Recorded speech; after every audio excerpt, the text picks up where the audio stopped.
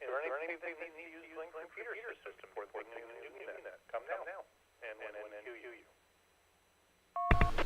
All right, this is Ian, and this is the Newbie Net that's going to be coming on here in just a second. This is a great net for amateur radio folks to come on and get some no-pressure mic time.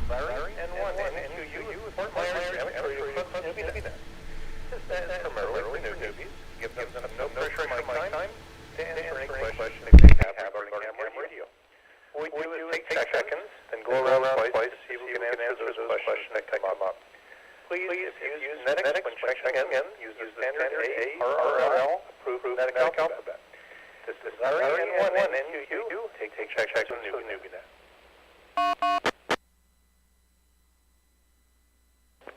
Quebec 4, we are Charlie, Dave. 6, Juliet, Delta Hotel, John.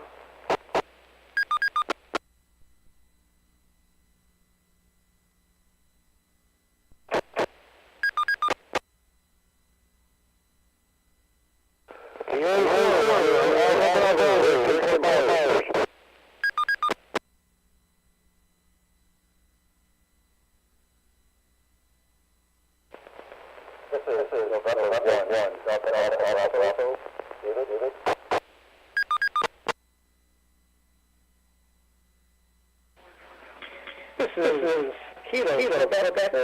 Kilo, this is Bill.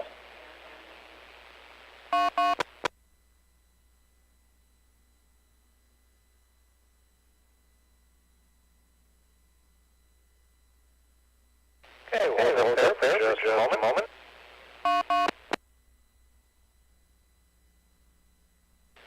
So there was a double in there, and I'm not sure if I missed somebody. So if you didn't call me, if you don't hear me call you, you're part of that double. And then just come back in call sign.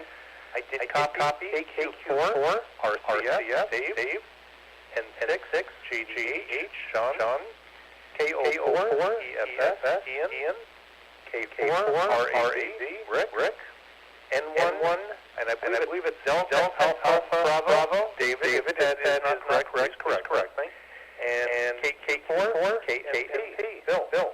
Are there any corrections or anybody that I missed? Come now, call sign first name.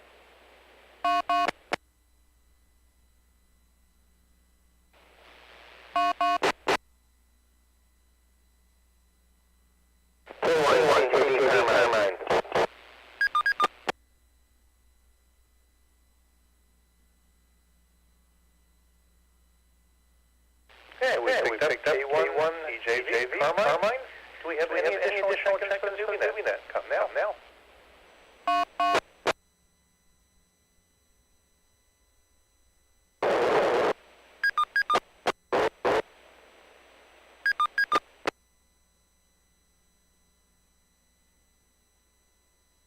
Station that come in. We're not getting audio, and are having a hard time holding the repeater. So if you want to try again, come now.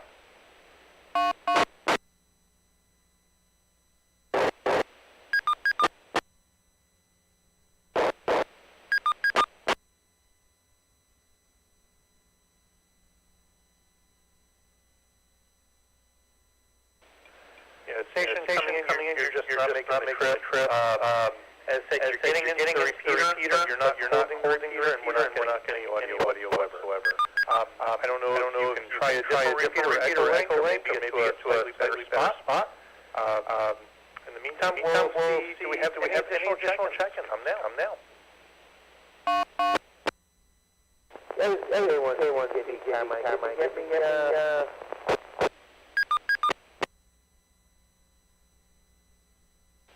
Carmine, I got you. I did acknowledge you. I didn't know if you heard me or not. But yes, I have you in. Did you copy? Yeah, I got that. I stepped on back.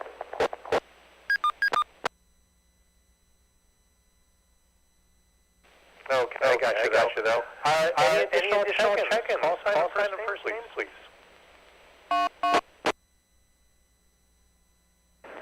Kilo, Vladimir.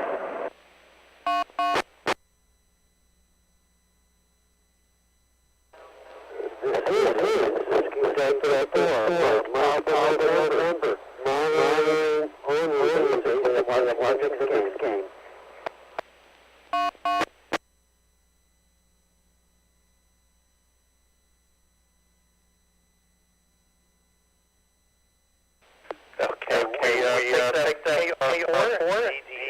Vladimir, and W2PAX-R who is going to be monitoring and messing Daryl.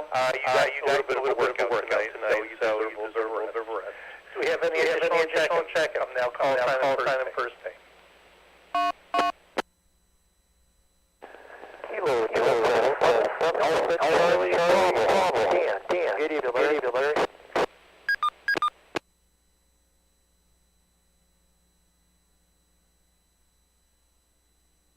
Okay, pick up KD7, Dan, nice to hear you.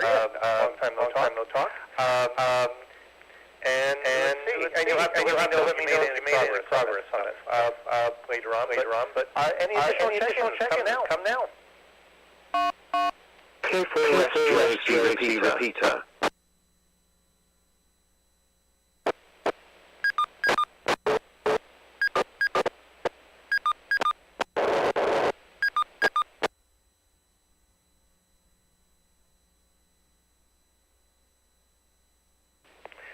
I think we had them patients trying to come in. It was a little bit better. You were holding your better. We got a little bit of static in there, but as I said, not any copyable audio, and you're still losing the repeater. As I said, I didn't know if you had option of trying a different repeater or Echolink, but where you are, you're not quite making the trip there. So we'll give another try, and we have any additional check-in or other stations coming in.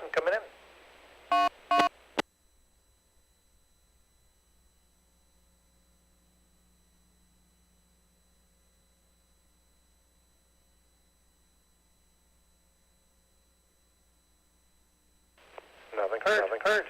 So with that, we'll go ahead and get going here underway. Didn't quite give it the full 5 minutes, but we're getting a little bit of later start, so I figured why wait, we would just jump right in here. So with that, tonight's topic was actually participant suggestion again, and topic of the night is what antenna would you like to try? Something that you've heard about. Would like to try, but just had the availability or opportunity. So it could be HF antenna, although if somebody has a UHF, come in with that also. And as always, it's just the topic of the night, it's just a talking point. If there is something somebody wants to bring up, as long as it's ham radio related on any topic, we'll try to answer it. If something that's a little bit more involved is going to take a bit more time, then we just may make it a topic for a night and really dive into it. So let me break for the repeaters. Good evening. The time is 8 p.m. So with that, as we go through, if there's somebody out there that wants to check in, feel free to jump in, give your call sign, I'll come back to you. At the end of the first round, and then at the end of the second round, I will make a specific call. If folks want to check in. If you want to monitor, that's fine. Let me know. And as always, I've mentioned that if folks have a topic that they want to throw out there, either present themselves or have me do, that's fine. It's a learning net, and I'd much rather take topics from participants come up with my own. So that way at least I know it's stuff that everybody's interested in. So with that, Larry, N1 to you, Fort Myers Radio, Newbie Net, and before we go to the top, we'll give another call. Do we have any check-ins? Come now. Welcome to the Radio repeater system. Nothing heard. We'll go right to the top. And Dave, KQ4PI-R. Over to you. Thank you, Larry. KQ4PI-R. I do have an antenna I can try, and I'm not sure what it's called. When I was younger, we bought a house in Michigan, an antenna on the roof. The guy was a radio operator, and it looked like it was too tight. So four sides, and in the middle was the rotor, and on the other side, four sides. And I'm not sure exactly what it was. Maybe a loop with a loop, and I've always been interested in that, and I'm not sure why, but I'm not even sure what it's called. It's KQ4PI-R.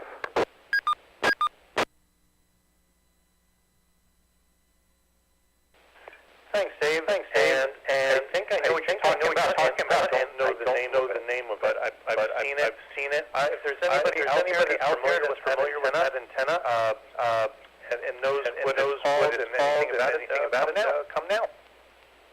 WD4MAN. WD4MAN. Over to you. I've always called that a quad. It's one of the antennas I'm doing too. Even though I'm monitoring HI. That's where I heard squad. UAD. Back to net. WD4MAN.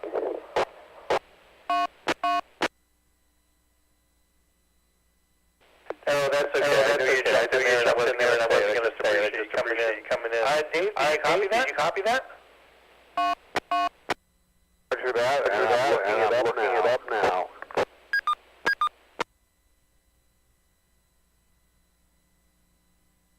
Okay. Anything else around this round, or want to do a little bit of research and give us a report on round two?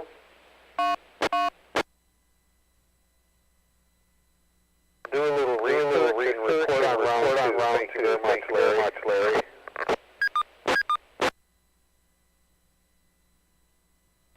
I'm actually interested to hear what you find out. If I'm not mistaken, they're directional.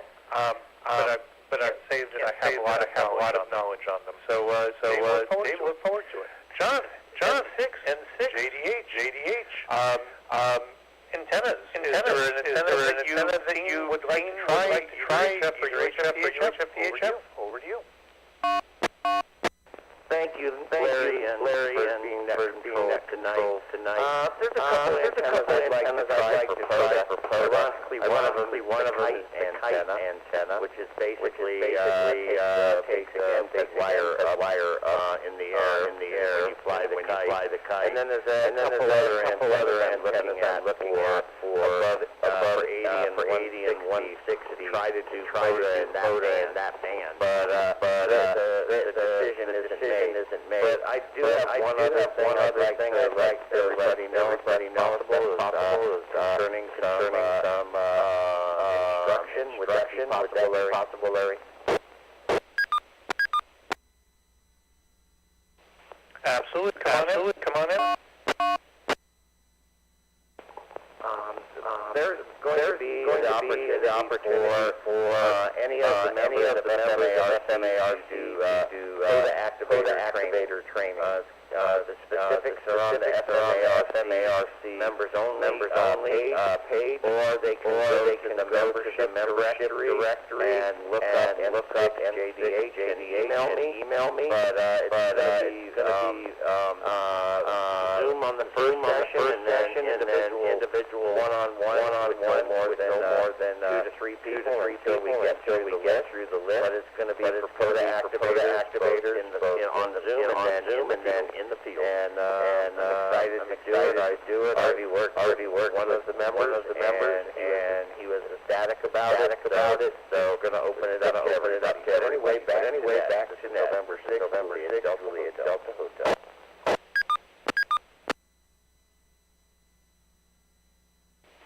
Thanks, John. For anybody that has done POTA, a lot of fun.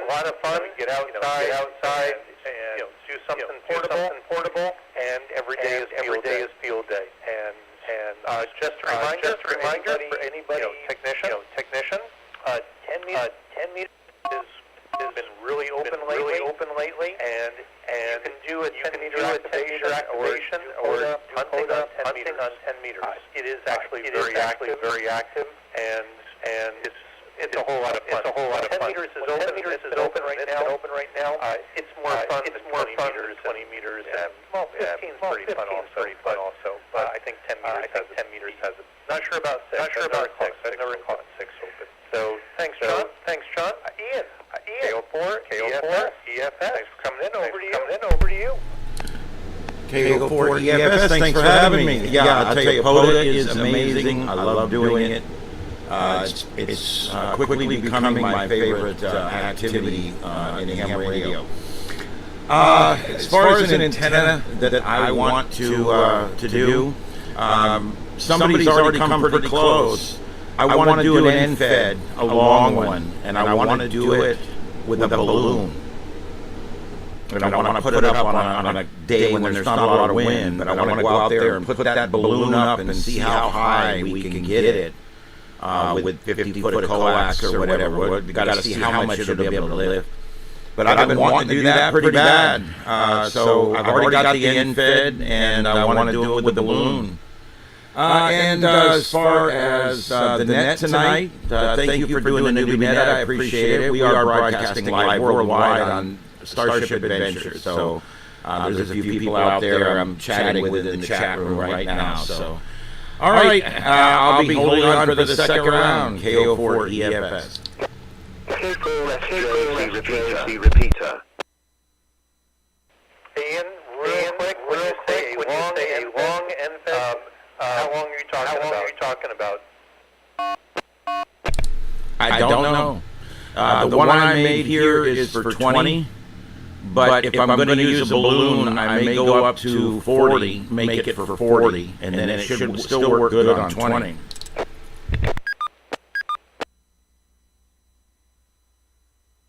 Are you talking like 100 or 30 or something in that length? Back to you. That's pretty long, but yeah, if I can swing it. I mean, the bottom of the end fed can stay right near the ground, actually, if we can just get the top of it straight up. So I don't know. I'm going to try it first with my 20 meter that I got now. That's like 45 feet or whatever. I don't know what it is, but I measured it out, and it SWRs out perfectly on 20 and 10.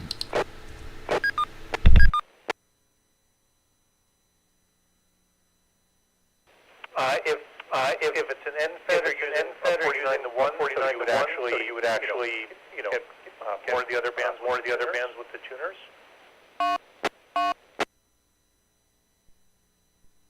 The thing I like about it, I cut it to where it's perfect for 10 and 20, but I can use anything 10 through 20 with the little tuner on the radio. That's all you need. It's pretty close, but it won't do 40 and it won't do 6.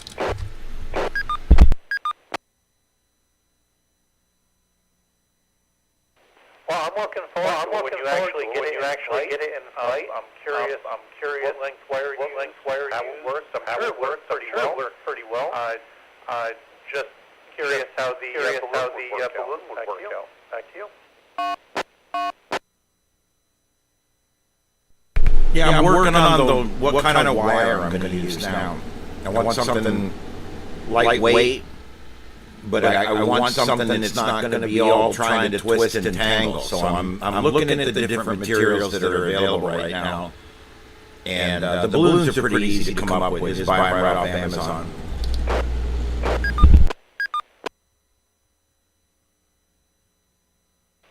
Well, as I said, when you get it together and you actually take flight, you're going to have to know how it works out and what kind of contacts you were able to make.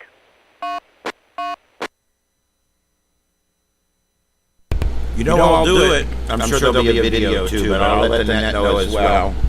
And yeah, I can't wait to do it. It won't be long.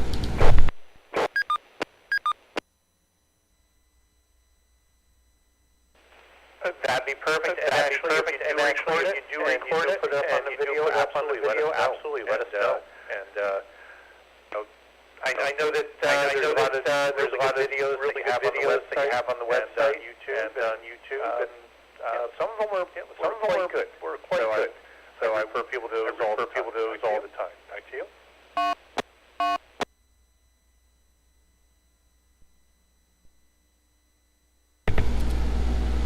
A few of them are a little controversial here and there, but most of what I put out is trying to just be helpful and help people get up on different technology and stuff. And but doing a lot of weather stuff too on there. I'm finding a lot of people are weather enthusiasts like I am, and they like to do this virtual storm chasing.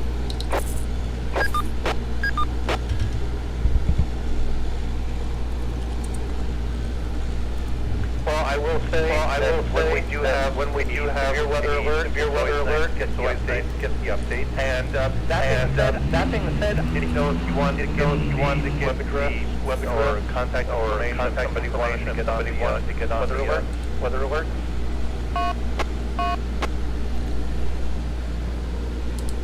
Yeah, they're all broadcast on our main channel, which is at Starship Adventures.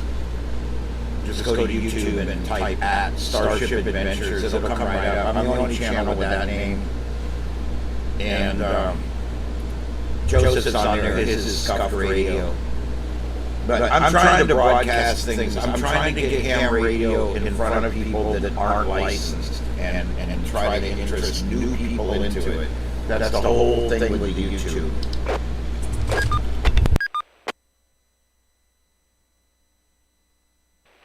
Larry, and one amateur radio club Newbie Net. So, and as I said, I'll send it back to you. And as I said, anything else? If you want to tell anyone else about the net and the website, back to you.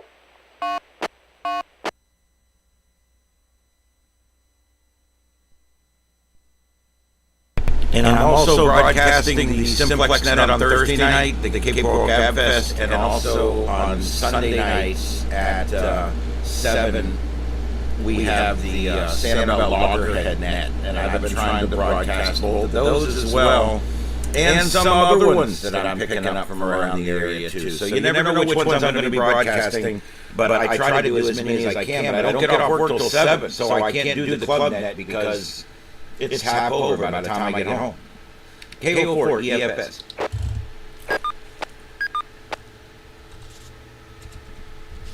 Thanks, Ian. I will say that about a couple months ago, somebody sent me a link and said, hey, found this, you might find it interesting. Thanks, Ian. And that will go to Rick, our antenna. Which any antenna you would like to try that you haven't? Over to you. Okay, this is K4PI-R,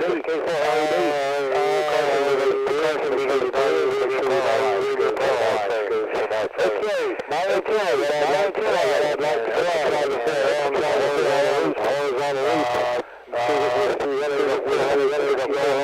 go online, go to abound into the house, those are very private antennas, I'd like to try one here, tried one here, it's going to be that, it's going to be the next antenna,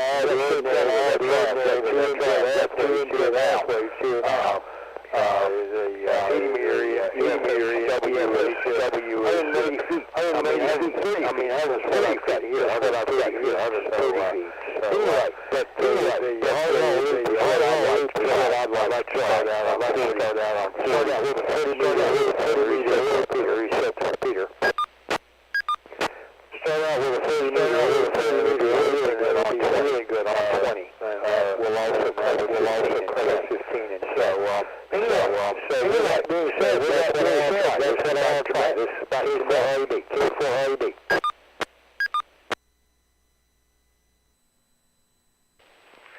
Thank you, Rick. And if I'm not mistaken, you still need to get back up on the air, right? Yeah, I'm still got the excavator in the garage. Unfortunately, it's a matter of getting somebody up and figure it out. If I want to put it back, or if I want to move it somewhere else, that's kind of been the delay. I've been busy doing other things. That's what's going on with that. K4PI-R. Thanks, Rick. And you see what happens. And then you don't have time. And then you don't have time. Your hobbies. Your hobbies. I guess retirement. That all it's cracked up. You're busier than when you were working. So thanks, Rick. David. D-A-1. If I'm not mistaken. First of all, let me know that I got the call sign right. Second of all, nice to hear another N1 call sign in here. Too often. Welcome. I think this is the first time checking in. And with that, I'll send it over to you. Is there an antenna that you would like to try and have it? Over to you. K4SJ, repeater. Former call sign Romeo 4, Alpha Juliet. My call sign last Friday.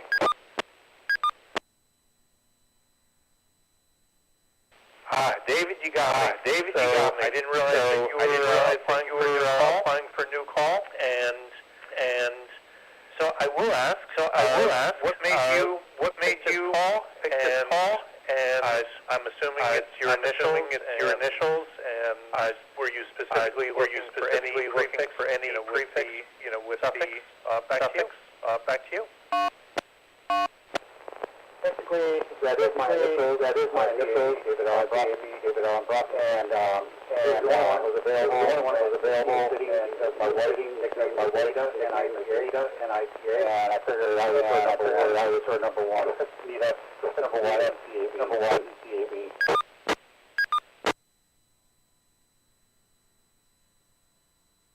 Okay. Well, welcome. First time in the net with the new call, and it's gonna.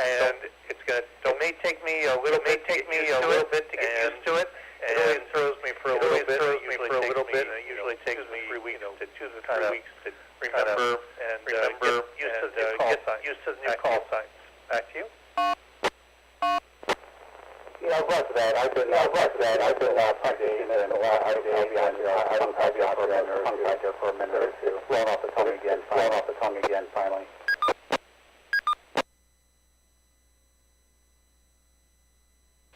So the funny thing is now, whenever I see a call sign, I look at it and said, that would be a pretty easy call sign for code. That's a really tough call sign for code. So that's kind of the way I look at it nowadays. And not that I do. I mean, I'm still working on the code. Look at it that way. I will say at least having a 1x3 is a little bit easier. It cuts out the letter you have to do. So with that, any antennas that you would like to try or haven't tried, or UHF, VHF, or HF? Over to you. Well, that has been a struggle, and I can't say there's a particular antenna I want to try at this moment. I do have a HF rig coming, just waiting on it to arrive, but I don't know which way I want to go with an antenna. I made a topic a few times with some other hams, and I just don't know what direction I want to go. If I want to go vertical, off my yard, or if I want to do an end bed or a dipole. I'm glad this was kind of brought up tonight, so I'm going to actually have this for a topic. What is the preferred antenna to get the best HF, contact?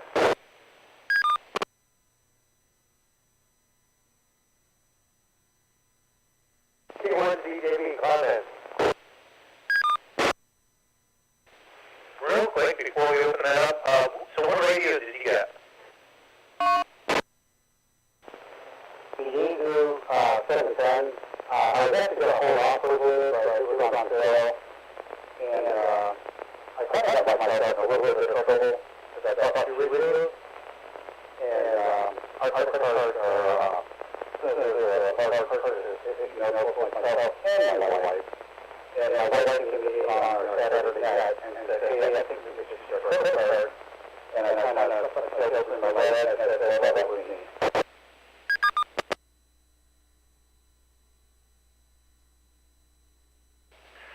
Okay, so you're busted. So I guess you're going to have to do some more chores and, kind of make up for it. And as long as she's nice enough, she'll let you keep 2 radios. So, but at least says that 710 is a great radio. And this is, well, before you go over, this is Larry N1NQU, Fort Myers Amateur Radio Club Newbie Net. And with that, we'll give a call. Does anyone for contesting have a preferred antenna? Any suggestions for Dave to come out? K1CJV. And then 6JV with a question.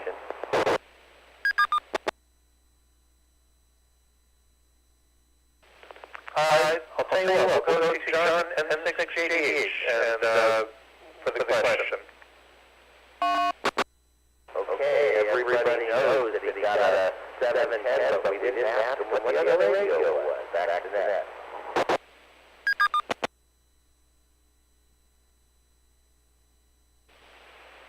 Okay, David, do you want to jump in there real quick and let us know what the other radio is? Yeah, it's a Liberty is another mobile. I think it's another UHF radio. I was thinking, I think you and I talked about it before, about the shadow box. The more I talk to you and the more I want you to have the radios, I decided to separate radios into separate radio operators. And then the UHF is the part then with the RAS. I just do them on the other one as well.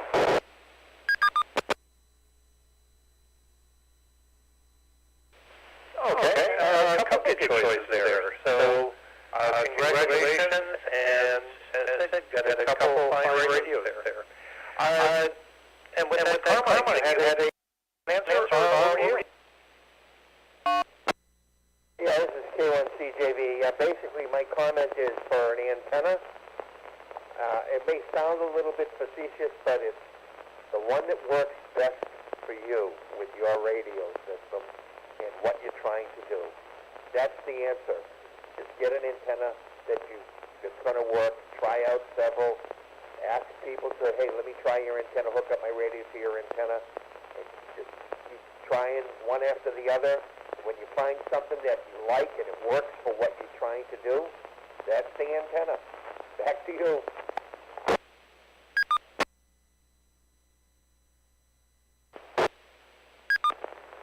Yeah, I don't disagree with that at all. I've just got to figure out what I want to do. I want to make sure that, as far as HF, I just don't know what band.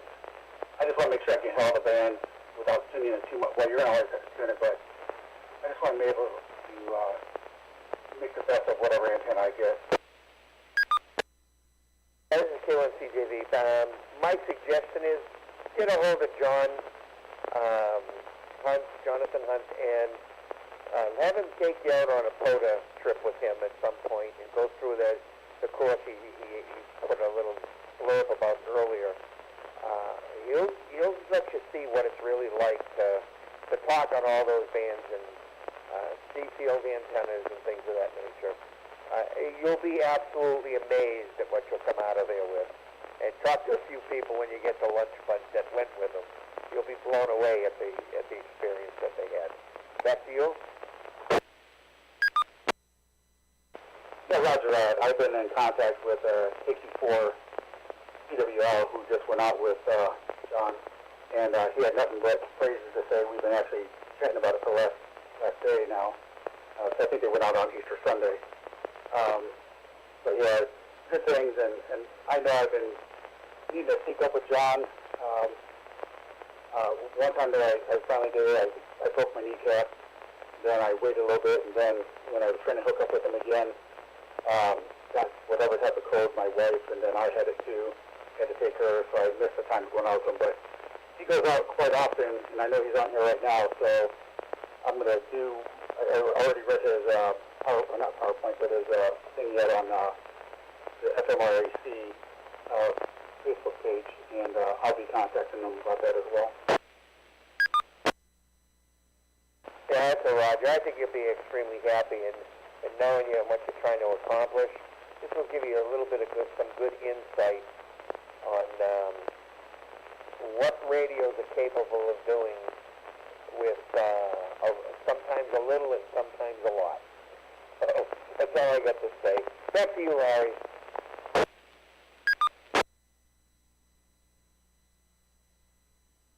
Thanks, Carmine.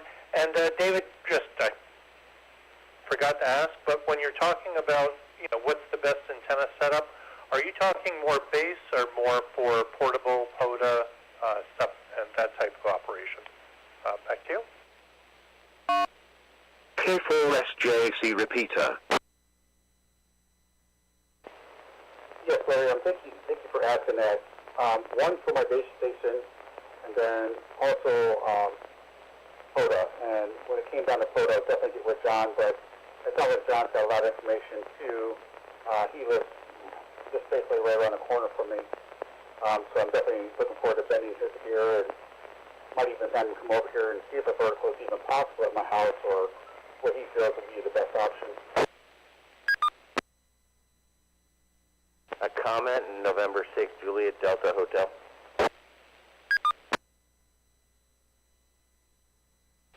And 6 JDH, John, over to you.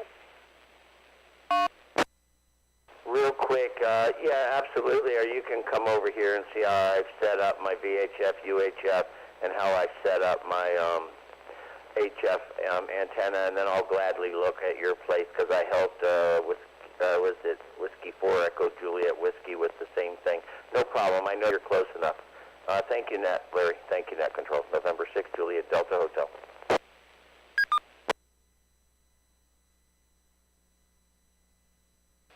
Thanks, John. And David, I think the answer, there's a perfect opportunity, to go with John and learn a couple different setups.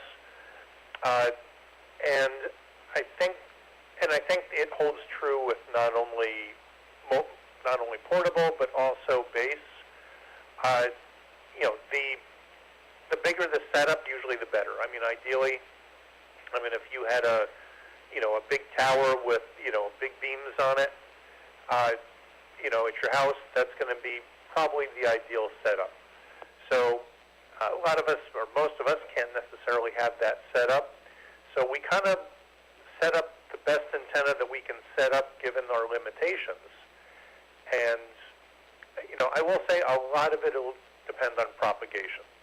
So a top-notch antenna will help, but, if propagation is working for you and, the bands are open, the bands are open. And I would say the same thing applies to portable. The bigger the antenna, the higher you can get it up, the better results you're going to get. Sometimes where you're, doing the activation may not lend itself to that, and you may have to compromise. And as long as you realize, well, it's a compromise, but it's what I can work with within the limitations I have. And I'll send it back to you.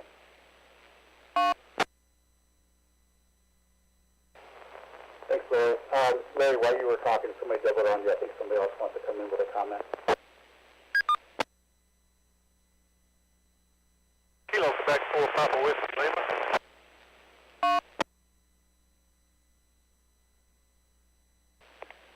Station coming in. I missed the call sign. If you can give it again and come in with your comment. Kilo, Quebec 4, Papa Whiskey. Bud, come in.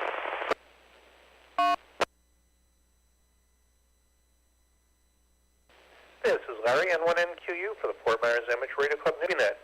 KQ4PWL, Bud, nice to hear you. It's been a little bit. Come on in. Yeah, so that was me trying to get through on several different things on the earlier net. I think I got some kind of antenna problem up in my shack. Anyway, I'm in mobile now. And I just want to tell everybody, I was the guy that talked about doing a POTA with John yesterday. And I'm going to tell you, we had a ball. I really like the way he operates. First of all, he's got, I don't know, I think he only has 7,000 contacts in January. And I can certainly see how he did that. But anyway, he's a smooth operator, and I sat there and learned a lot. And I think I did 20-something contacts myself, which my previous high was 3 contacts for the quota. So I think quantum leap. And you get a chance to go work with John, and he's going to put together a little program for everybody that you can go out and really get a hands-on way to learn how to operate this quota environment. I highly recommend it for everybody. I had a great time yesterday, and I'm just chomping at the bit for the next time I get to go. And that's what I had to comment, and I'll take it back to you. Welcome to the Fort Myers Amateur Radio Club linked repeater system. Thanks, Bud, and glad you could make it in, and a lot of noise and everything on your signal, but you're copyable, so was able to copy 100%. Before, we just had nothing, so big difference. So thanks, and another thumbs up for John. And David, I'll turn it back to you, and as I said, hopefully you'll be able to go out and experiment with a few antennas. Back to you. Thank you. I don't have any other comments at this point. I think I might have some for the second round, though, when it goes off to the next person. I don't know who's in line next.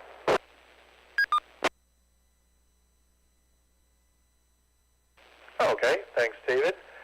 Bill, KQ4KNP. Thanks for coming in. Over to you.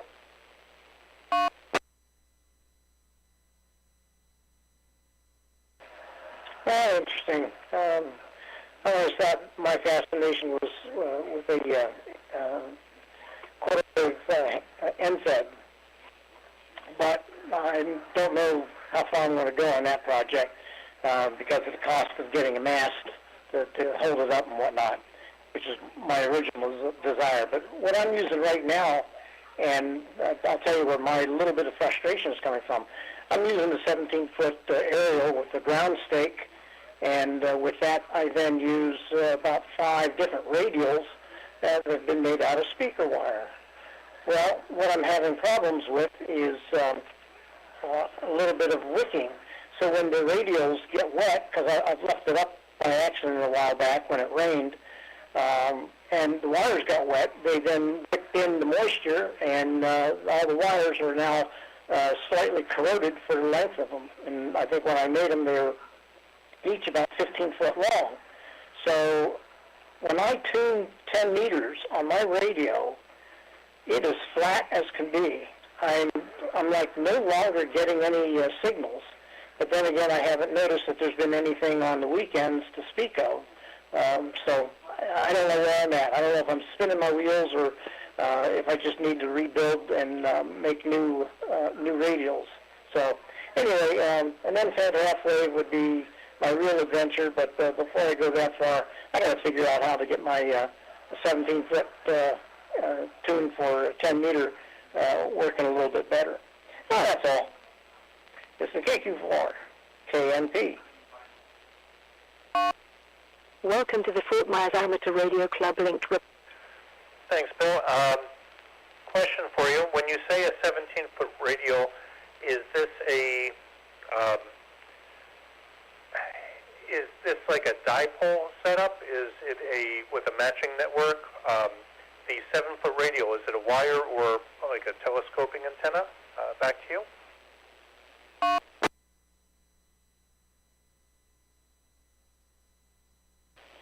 I wasn't clear on that setup. I'm using a 17-foot telescopic antenna. I usually raise it to like 8 feet 4 inches for 10 meter band, and then I have 4 17-foot ground radials coming off of the bottom section laid out on the ground. Those are the ones that are sucking up water and causing a lot of corrosion, since they are an aluminum, copper-coated aluminum wire, and they corrode up twice now. So I'm thinking that's partly my problem. So I'm not sure whether I just need to do something to the end of the wires where I cut it so water can't intrude. Anyway, I don't know what I'm doing, so I don't know what to ask. Anyway, send it back over. This is KQ4, KNP.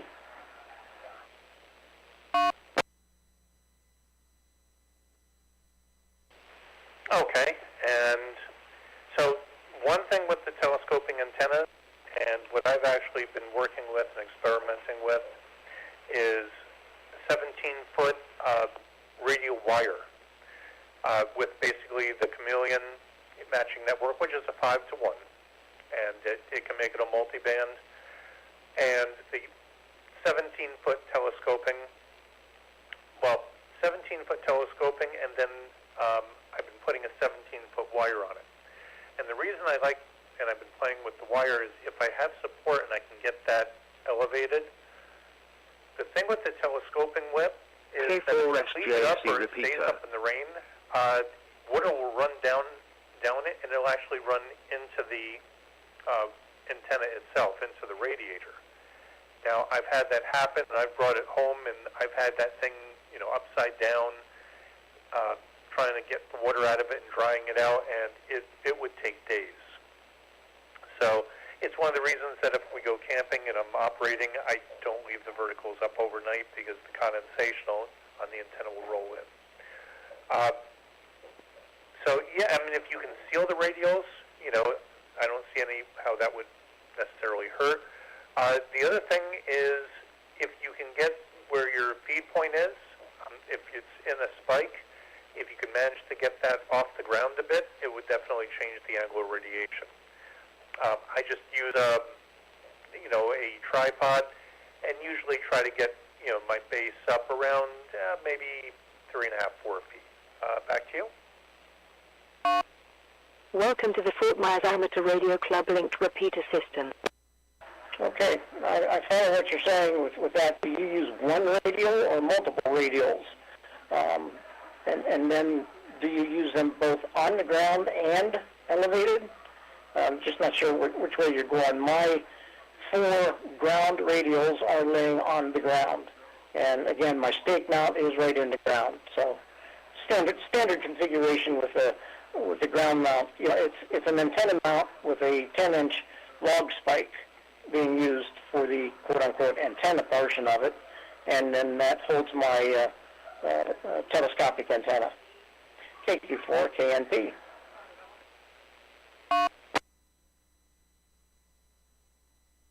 This is Larry, N1NQU for the Fort Myers Amateur Radio Club Newbie Net. Now, the way I set up is probably not optimal, and I will say that up front for a few reasons. First of all, I'm usually at a campsite, and I have to kind of fit everything into the campsite, as the setup allows. I do have to be also cognizant of, the family running around as well as the dogs running around. And because I have a limited amount of time to operate, my setup time, I try to make it as quick as possible so I can operate, and then so I can do my teardown as quick as possible also. So I actually played around with 1 versus 2 radials, and what I actually found, at least for me, which is a quick setup with decent results, is I use the 17-foot radial with the matching network, for the chameleon one, which I believe is a 5-to-1. I will use one. I will put it on a tripod, so the base is about 3.5 feet, 4 feet off the ground, and then I will use 1 25-foot radial. With the 25-foot radials, I found if I use 2, my SWR got worse. It doesn't seem to make too much of a difference if it's like a sloping radial or if it's elevated. However, what I will also try to do with the radial is, if I can, I will try to use it as a, kind of see if I can get some directionality out of it, and see if that works.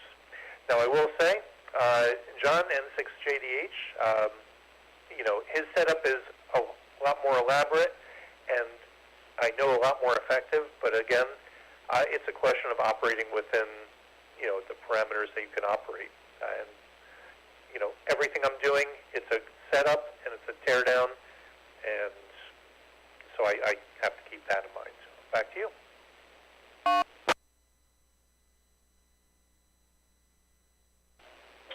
well, that's good for now. Mine is at a condo on the first floor.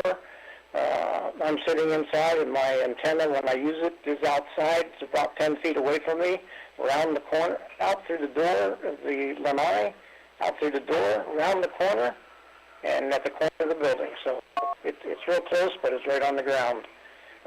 I've left it up for a couple of weeks at a time. Here lately, it's not so bad, but I did get it doused with rain, brought it inside, and extended it, and tried to dry it out. I think I got it, but anyway, that's good for now. This is KQ4, KNP. Delta 4, Juliet Delta Hotel Larry, a quick comment.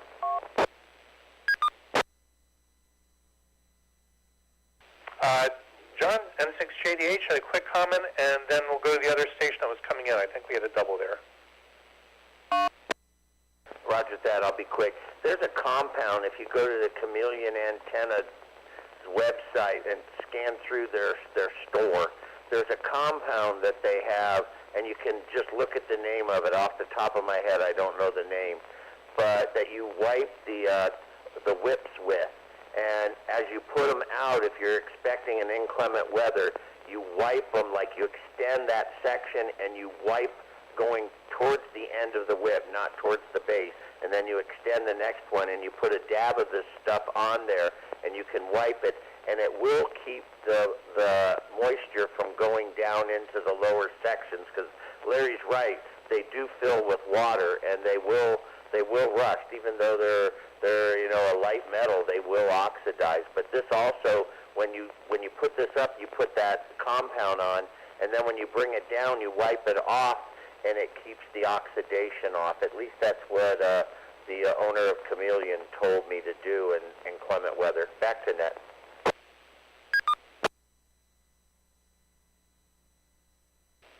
Thanks, John. I'm going to have to look that up. It's interesting that I've had that problem, and they actually have a solution for it. And there was another station coming in. If you can come back with your call sign and first name. Roger that. Good afternoon, Larry. W4 in FMP, Alex in Estero.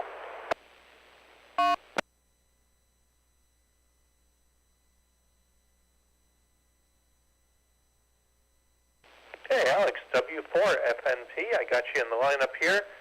Did you have a comment that you wanted to jump in with? Yeah, if I may, real quick, a thing that came to my mind, thinking more towards the mechanical side or automotive side, I've used a dielectric type compound before for when I was running a vehicle with spark plugs and or a distributor way back in the day. And we use that to prevent corrosion and or to keep the conductivity going. I'm not sure if we can use that with an antenna or not. And then real quick, second comment, I'm using a JPC-12 infed antenna. I'm trying to stay low budget, of course. I'm thinking about putting that up about 3.5 to 4 feet on the infed end and putting my radials out. I'm using speaker wire currently, and I was thinking about putting some ring connectors on the end and then using some metal spikes to put them in the ground. I'm wondering if that wouldn't give me some better advantage. And I'll stand by for any comment. W4 FMP, back to the net. A1CJV comment. K1, CJV, over to you, Carmine. I have some of the Chameleon products as well, and what they now have that formula that they use, which is good. Prior to that, what they had suggested to use, and I think it's basically the same stuff except it's not their brand. It's Noalox, Noalox, antioxidant compound, the dielectric compound. They specifically want you to put it on there It prevents especially dissimilar metal problems, oxidation, things like that, or pitting or anything like that, especially for permanent connections. To put this Noah lock or their new stuff out. I'm not sure if it's the same stuff that they have now or it's a little better compound that they're using, but that stuff really works extremely well, and it keeps everything really running fine and keeps that antenna where it's supposed to be. Also, break for repeater. K4SJC repeater. Ian, if you're still on, basically you're looking at, in order to lift 1 pound of weight, you're going to need somewhere around 1 liter lifts 1 gram of weight. So you're probably talking 450 liters of helium to lift a pound. And that includes the weight of the balloon. So, and with the cost of helium the way it is right now, it's like tripled in the last month. So, yeah, it's going to take a lot just to get it up there, because you're going to need the lightest nut of coax, of connectors, everything. It's going to have to be real light to get anything substantial up in the air right now. That's all I have, back to that, and I am going 73.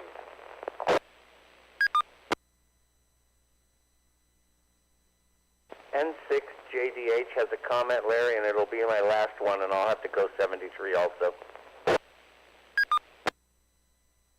So that was perfect timing, and I will put it down as your 7-3 round. I know it's about time you usually take the dog out.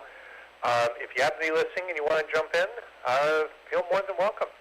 So, and some good comments there. And yeah, no, the balloon be interesting. I'm not sure, but it looks like it's going to have to be a fairly decent size there. And let me send it back to Bill, who was asking the original question, just in case he had some additional questions there.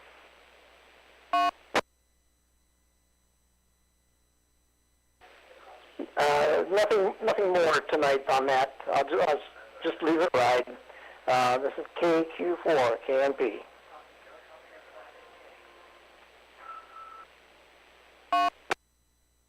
November 6th, Juliet Delta Hotel. Larry, can I make one comment?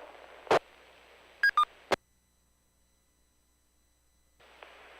6JDH, Sean, over to you for comment.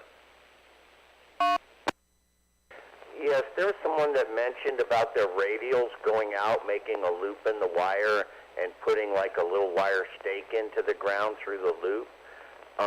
It's suggested that instead of doing that, you do the loop on the wire with one of those hose washers that you would put in the female side of a hose to keep them from leaking, so it has a little rubber to it, and then put the radial wire through that, and then back into some shrink tubing and some small shrink tubing, and shrink that down, and that way you're insulating it from going back into the ground, because it will go through the jacket, and this way the insulating rubber will isolate it from the stake, and that works really well when you're doing ground radials. Back to net, and I'm going to be on the phone for a little while.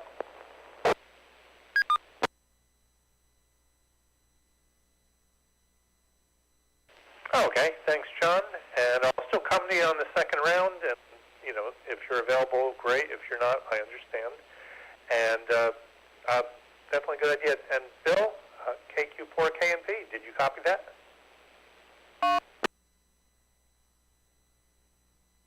Yes, I did. That's an idea for what I'll do at the end of my ground radials. I guess the only other thing I would ask is, I'm beginning to believe that speaker wire is a cheap way of getting some wires, but I'm not so sure it's the most durable way, so I'm going to leave that one ride. Thanks for everything, and I'll send it back to you. This is KQ4KNP.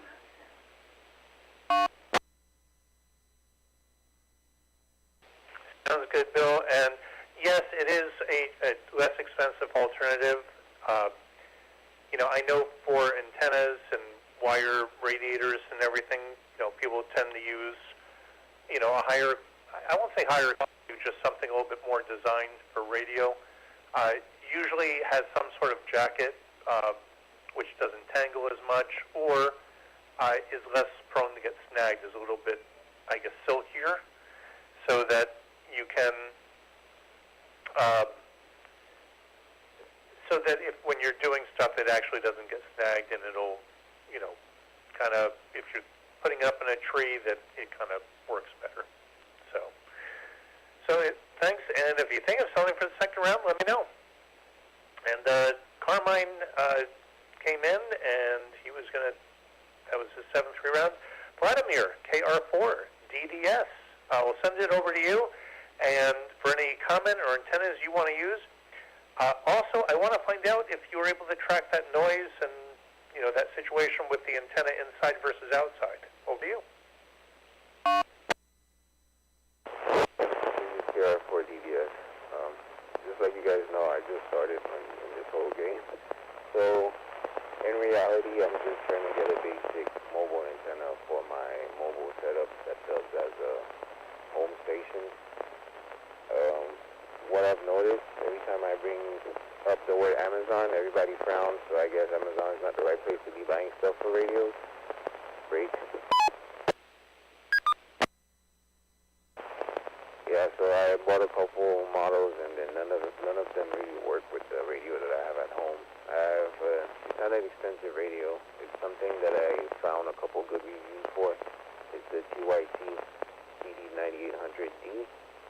So, in reality, I just need suggestions on what you guys think. It's a good setup that's mobile, but that's powerful enough that if you have a mobile station that you use at home as your home-based station, like your home shack, that would be a good buy.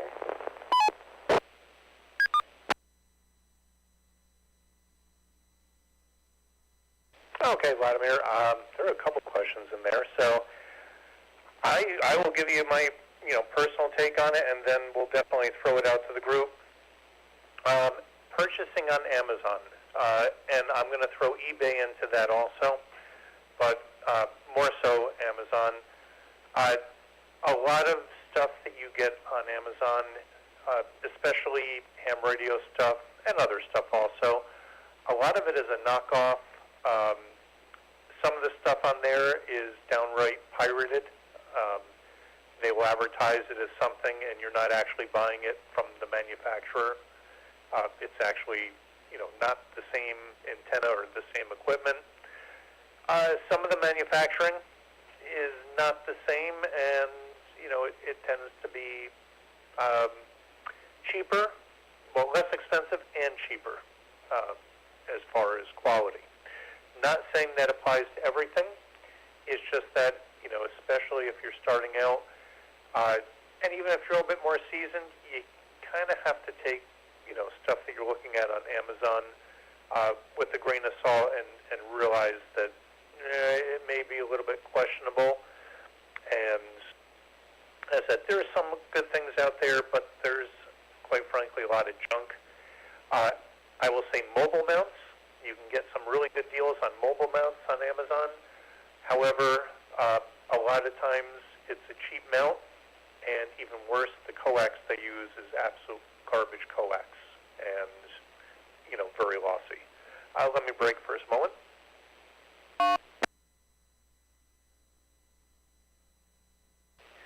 So as far as the TYT9800, I have not used one, so I really can't speak to, the radio itself. When it comes to mobile antennas, hands down, I will say that my favorite is the Comet SBB5. That's the antenna, and you can put it on the mounts of your choice. It's just probably a little bit under 4 feet. It's ground independent, so I've been able to use it on glass mounts, other stuff that may not have the best ground, and it just works phenomenally. So I don't have it on my truck because of height restrictions, so I had to go with a different antenna. But that would be my personal pick. But again, a lot of it depends on what your needs are and what you're trying to do. This is Larry N1NQU for the Fort Myers Amateur Radio Club Newbie Net. And Vladimir, I'll send it back to you. K4SJC repeater. Okay, that was very informative. I did not really copy the name of the antenna that you said. You might repeat it again. It's just that Amazon was like my way of sourcing things. I know there are stores and specific websites to get things from, so I'll be glad to get any pointers on those as well.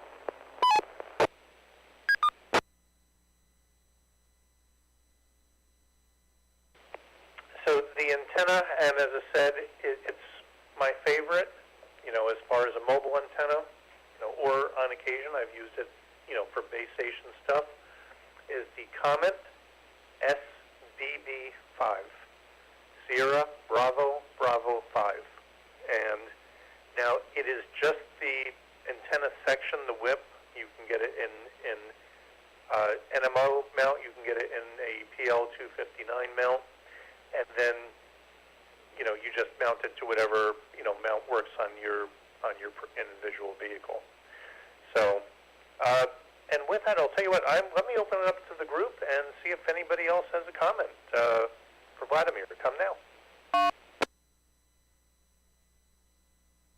KO4EFS comment.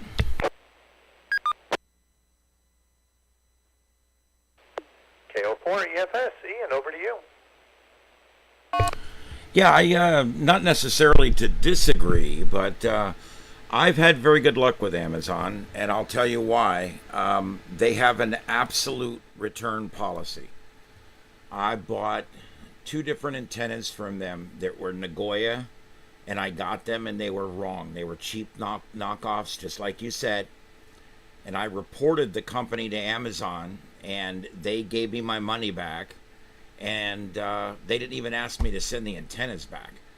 So I've had great luck with them, and the company I reported was taken off of Amazon. They do vet their companies, and when there's complaints, they take them off. So the fact that they do sell things sometimes on Amazon that aren't right, or they're knockoffs, or they're wrong, sure, that happens everywhere, but they have an absolute return policy. And that, to me, is all the guarantee I need. I've had great luck on there.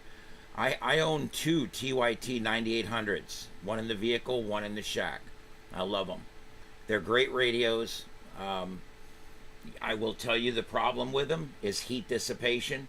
If you're going to buy one of those and you're going to use it on crossband, or you're going to do a lot of talking on it, and you're going to use high wattage, you need to get an extra fan and keep that cold, because it will blow up on you. Other than that, though, the TYT 9800 is an amazing radio, and it does put out 50 watts. It's a great radio. So, as always, buy with care, but at least with Amazon, you've got an absolute return. With eBay, I've had issues with returns on eBay, so I've got to where I just about don't use them unless I need a taillight for my old van or something. That's what I got. KO4EFS. Good evening. The time is 9 p.m. Thanks, Ian. And that is a really good point that, they do have the return policy. And I will say, I'm not knocking Amazon as a company, because obviously it's not Amazon that's selling them. A lot of times it's a third-party seller. And the same goes for, eBay. eBay, you have a lot of third-party sellers, so you're not actually buying directly from, eBay. So, and it's just a question of the quality of the seller and the product. But you're right, they do have that return policy, so that does help. And Vladimir, we'll turn it back over to you for a question or comment. I'm really glad he said that, because actually I was so unsure of the radio. I thought it was bad and actually tried to return it, and they sent me a new one overnight. and I don't know if it just so happened that the new one is worse than the previous one that I got. I don't know if the driver dropped it on the floor, but the button to power it on is jammed, so you really have to press and hold it for you to get to turn the unit on. So I think the person that was speaking earlier was Ian. I'm glad you have two of them, so you definitely have to link up to see like if you can help me with my actual unit, because I cannot figure it out. The handheld sounds so much clearer with just regular flexible antennas. This thing, when I turn it on, I hear a bunch of background noises. It's just back to you guys. Thank you.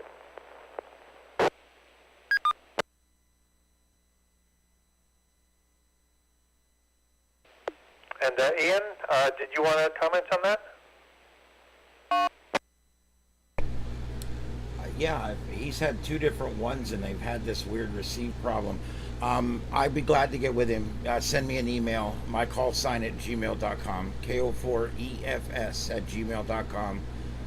You can also get it at starshipadventures.net. And send me an email. I'd be glad to help. Like I said, I have two of them. My power button, you have to press and hold it for about a second, about a full second before it will actually come on or go off. So that might be normal. As far as the noises you're getting, could be some kind of interference in the shack. I know a lot of my Chinese radios pick up interference on UHF frequencies in my shack, and I'm having issues with that. So it could be that, but I'm here to help if you want to reach out to me on those 8900s or 9800s, KO4EFS.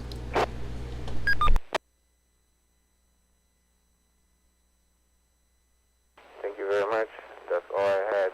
I will definitely reach out to you. This is KR4DDS.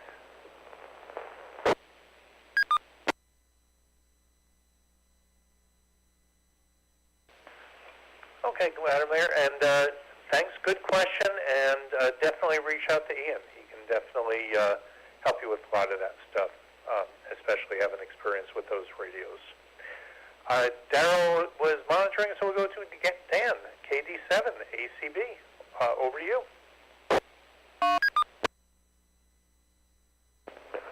Well, good evening, Larry. KD7ACB. Dan up here in North Fort Myers, and as always, thanks for doing the net. Really enjoy it. Newbie Net's definitely one of my favorites when I get a chance to get in here. And let's see, antennas. I always wanted to try a 160-meter antenna. That's one that really is a challenge if you like, if you want a full wavelength designed for the band, 160-meter antenna, because it's just so huge. But I always wanted to try that. I mean, I've got an infrared wire antenna, one of these. It's a chameleon. It's the MCOM2, they call it, and it's basically a compromise antenna. It'll do advertised 160 through 6, but not sure how well it does on the extreme ends of that. It does 40, 20, 15, pretty well. But I heard some stations on 160 just kind of tuning around. But I always wanted to try a full-length antenna for that, just to see what you could pick up with it. Other than like VHF, UHF type antennas, M² has got some pretty interesting VHF antennas. Loops for like 2 meters. I think they got one for 440. And anyway, those are kind of interesting. They have a stack kit that you can buy. That if you have 2 of them, you can stack them. So maybe at some point in time, try those VHF antennas. And do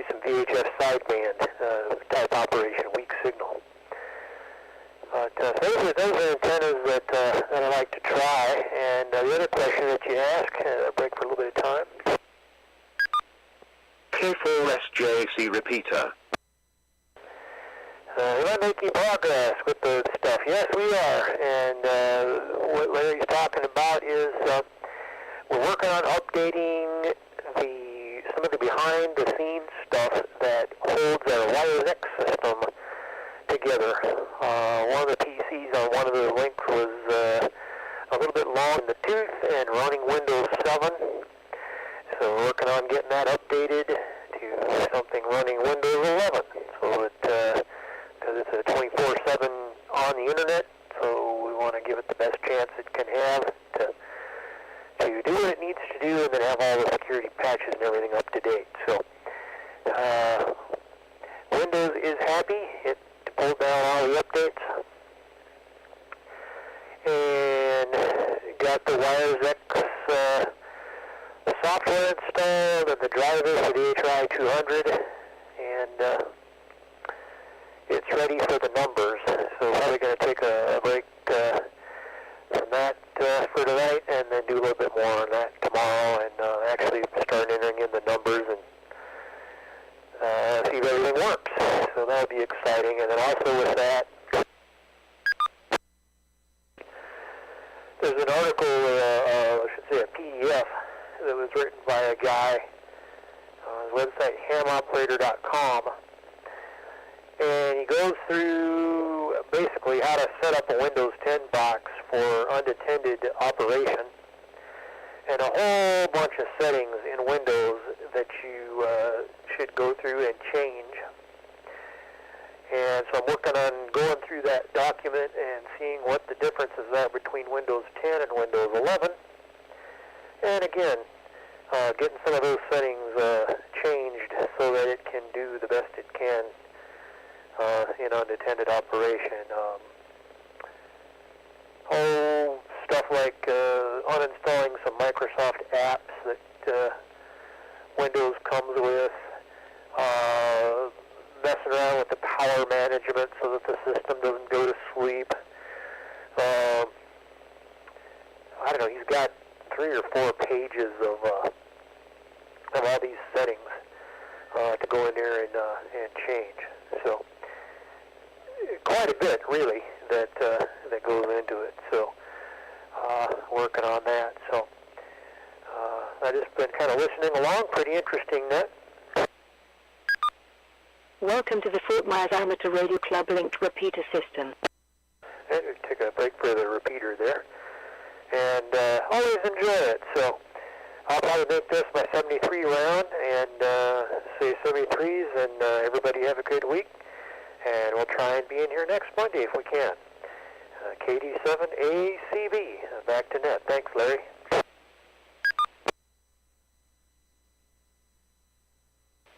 This is Larry, N1NQU, Fort Myers Amateur Radio Club Newbie Net.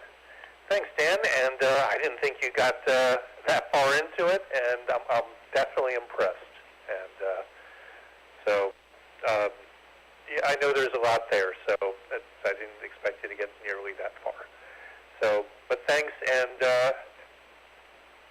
for those that are, don't know it, Dan is the repeater and technical committee chairperson, and the club has a lot of repeaters. The club has a lot of equipment and linking and at a lot of different locations. So, there's a lot going on. There's a lot going on there, and it can definitely be a big job. And the Fusion, Wires X, C4FM network, and everything is just another in a long list of projects that have been ongoing. So thanks, Dan. I know it takes a huge amount of time. And with that, we'll go to Bud, KQ4PIL. Over you, Bud.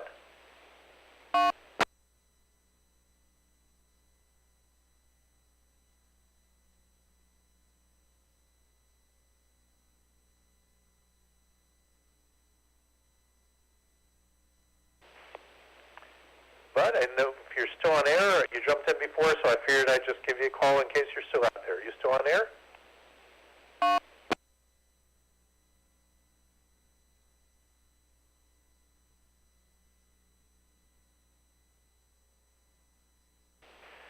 Nothing heard. So with that, we'll go to Alex, W4FNP. You still on air? Send it over to you. Yeah, good evening. Still on the air. I'll make this my 73 round. Long day at the clinic today. I want to throw kind of a shout out to Ian. I do appreciate what he has done. I've just picked up on his, I think, his web page, I guess, or his YouTube site. Very informational. So I look forward to be doing some more of that. I think I'm going to go do or try a experimental PODA. I think Wednesday, since I have the day off, I'll probably head out towards the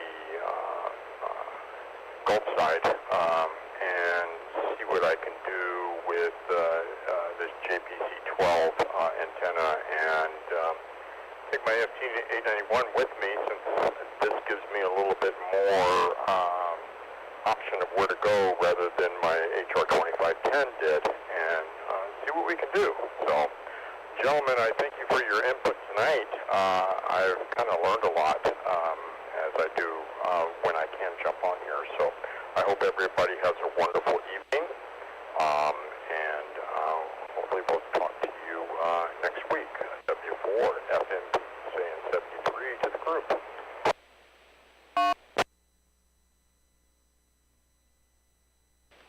Well, Alex, thanks for coming on in, and I'll put this down as your 7-3 round. And the JPC-12, that I did use that a number of weeks back. Kind of purchased it on a whim and wanted to experiment with it, and I had heard some good reviews. So well, it'll be interesting, if you give us a report back, see what you think of it. So, but anyway, enjoy the PODA activation, have fun, and report back. And yes, I know what you're talking about. Generally, I need to be up before 5:30 in the morning, and if I have my daughter, it needs to be closer to 5 to make sure she's out the door for the bus. So, thanks, Alex. And that does bring us to the end of the first round. So with that, I will give a shout and see, do we have any additional check-ins for the Newbie Net? Come now. This is KE0TIL. Whiskey for Echo Papa Sierra, Eric.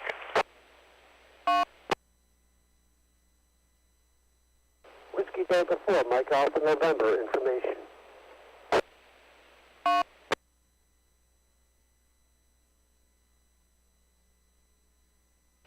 Okay, we picked up a few folks there. Send it over to Darryl real quick for information, WD4MAN. Over to you. Roger that. First of all, I want to agree with you on the Comet vertical antennas. They're excellent. I've had diamonds. I've had the other ones that have been mentioned before. I'm not going to use their names even.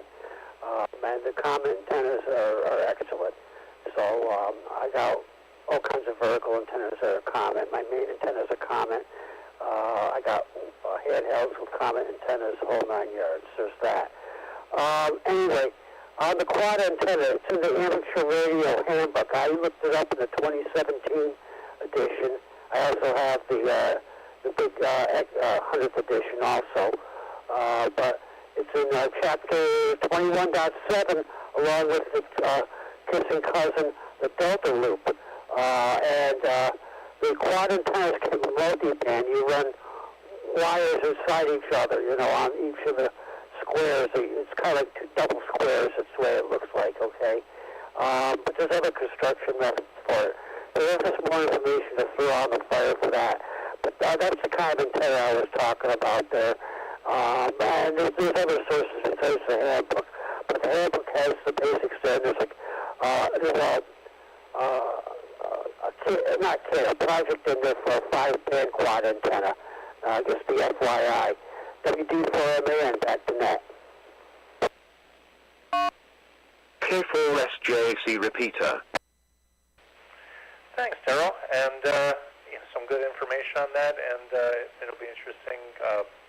We start the second round. Dave was going to give us a report, so we'll see what he found also, what he thinks. But yeah, I mean, I've seen them out there, and I couldn't remember the name of them. So thanks for that. We had KE0 Golf India Lima, I believe it was. Welcome, and I didn't get a name. So if you can make sure I got your call sign right and give me a name, over to you. This is KE0TIL, Kilo Echo 0 Tango India Lima.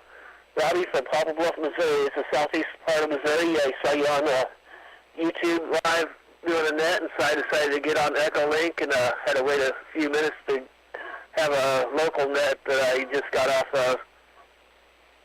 This is KE0TIL.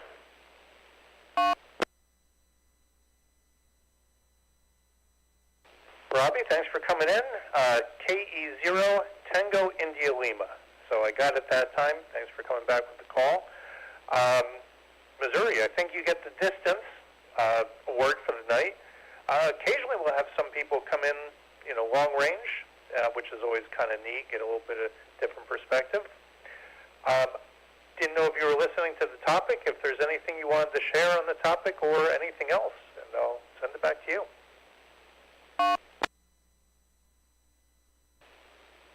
This is KE0TIL. Seems like the topic is about getting stuff from Amazon, and I've always believed in doing the due diligence and looking at the comment section and finding out what's wrong with each item before you purchase it. See if it's a total garbage or if it's actually worth trying, and are the problems something that you can live with. And I haven't really been steered wrong. I have gotten a couple of EV5Rs on Walmart instead of Amazon, and that was a mistake. They were cheaper, and they weren't necessarily bad, but they're sometimes they don't work quite right. It's like there's a loose connection inside it's like your antenna's not working right, but otherwise they're decent radios. Of course, I like to rock the Balfangs and the ICOMs. Anyway, back to you. This is KE0TIL.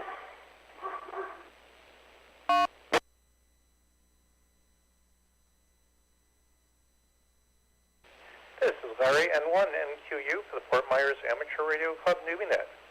And thanks, Robbie. So the topic actually morphed a little bit, which sometimes happens, and that's okay. So the actual topic that we started off with was what antenna would some people like to try, whether it be an HF or a UHF VHF that they would like to try and haven't had the opportunity. And then as we got into antennas, some folks brought up Amazon and purchasing stuff off Amazon, which has been, a topic that has come up before. And that's okay, because at the beginning of the net, I always tell people, it's a newbie net. So we're here if folks have questions, and, I kind of leave it open if people have questions on other topics. And they're more than welcome, even if they aren't exactly on topic for the night, because the topic for the night is more of a talking point just to get things started. And it's not uncommon that we go a little bit off course. Back to you.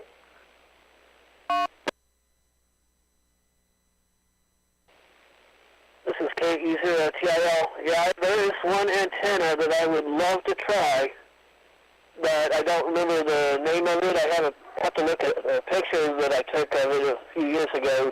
It's got the name on it. But a gentleman came up to our field day about 7 years ago, I think, when I first became a ham, and used this antenna, and it was really exceptional for the HF. And one of these days I'll save up money and get that, but right now I'm still a tech, so I have a ICOM 2300 and a 3300, which is quite a nice pair to have, but I can only listen to HF, so I don't usually turn that radio on a whole lot. But one of these days when I get my general, I'll go ahead and get a decent antenna for it and try to rock that too. Of course, I just got a DMR, so I'm rocking the whole country right now on my other radio. Anyway, back to you. This is KE0TIL.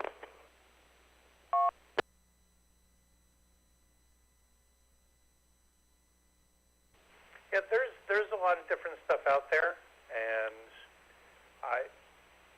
right now, as I said, and I can keep on mentioning it, 10 meters, for technicians has been open lately and is a lot of fun to play with. And, if you start playing on 10 meters, I guarantee you're going to want to upgrade sooner than later. It's just a whole lot of fun. And, eBay and Amazon, some of the stuff is decent. Some of it is, cheap. And some of it, and specifically, there has been a lot of knockoffs, and, Ian alluded to that. Some of the antennas, that, the Nagoya antennas, I think that's one of the ones that is notoriously, you find that they're knockoffs, and, as opposed to one of the real ones. And I'll send it back to you.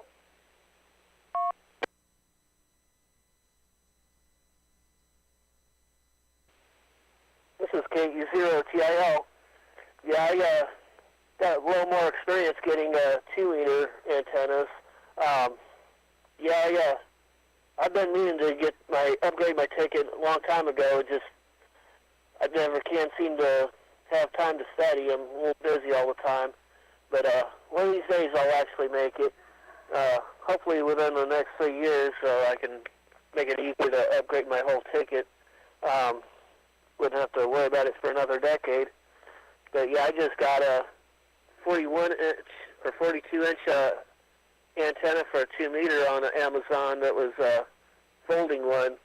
It's a tactical one, and I used that to get about 20 miles one day last week to hit our repeater from 20 miles away, which is nice. I'm out in the backyard with that thing right now. I just used that to get on our net, and got my DMR radio going too, which does a lot. Anyway, don't really have anything else to add, so I'm going to go ahead and say 73. This is KE0TIL.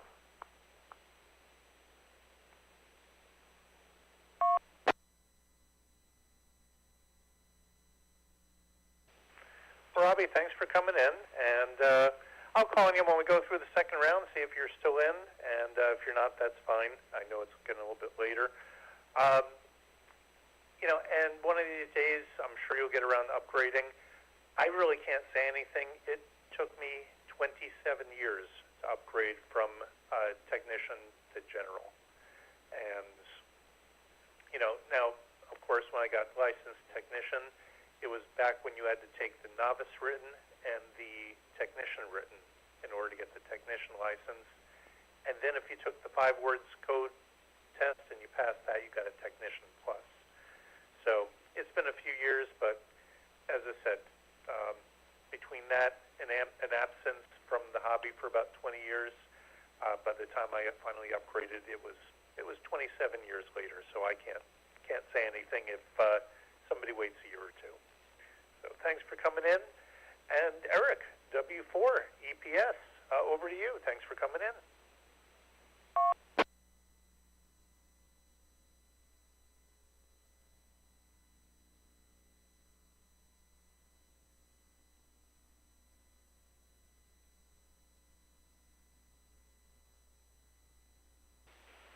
W4 EPS. Eric, you still on frequency?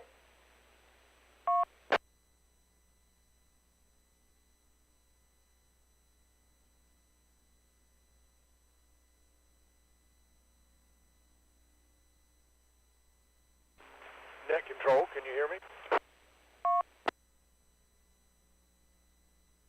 I heard you that time. I couldn't hear you before that. K4SJC repeater. Okay, W4 EPS. Yeah, sorry about that. Had a squirrely wire here. I do apologize.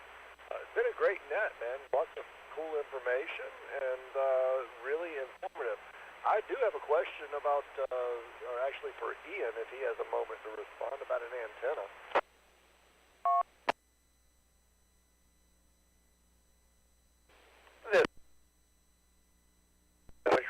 Newbie Net. And Ian, KR4PI-R, are you out there? Are you able to take a question from Eric? KO4EFS. I'm on frequency. Go ahead. KO4EFS, W4EPS. Question is, what do you think of the comment, I believe it's a UV4, that quad band antenna to match up to those quad band radios? Do you? I haven't used it. I'm going to be honest. I haven't had that one. I haven't used it. I bought those 9800s because the quad band, I thought it was really cool. The truth is, it's a good VHF, UHF radio. It's got a great little crossband repeater in it. And I like the radios a lot. But the whole, 6 meter, 10 meter FM, I never used it. And so it was one of those kind of things where it was more of a selling gimmick for me, because when I get up to 10, you really need sideband to get many people up there. So it does not do sideband. It only transmits in FM and receives in FM. So that was the thing with me. I just didn't use it. So I just used the regular dual band antenna with it, and it worked great. Okay, perfect. That's what I needed to know. I've got a Yaesu series, and I've got, I believe, a diamond on there, and it's okay. It just doesn't tune 10 with the hoop. And I was looking at one of those comments, but that's about it. I appreciate your time. This is W4EPS. I'm going to send it back to Nat.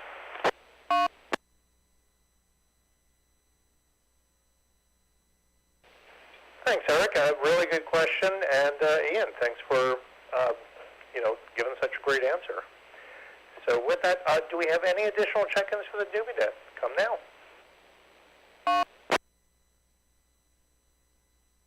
N-E-G-U.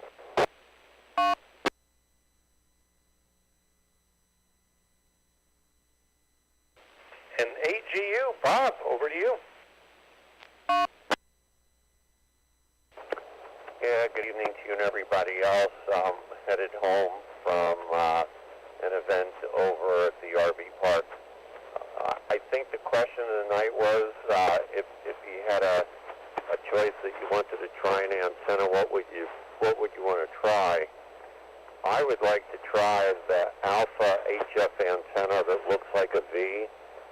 I think a couple of our members have those, and I would love to play around with those, but I would put it on a mast to get it up away from the ground. But I think that's an interesting antenna, and basically at the base of the antenna is not a balun, it's a coupler, and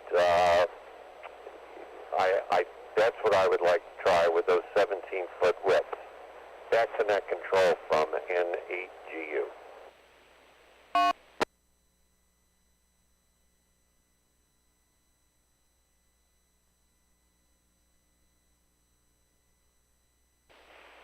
I was leaving a little bit of time in there. John, N6JDH, did you copy that?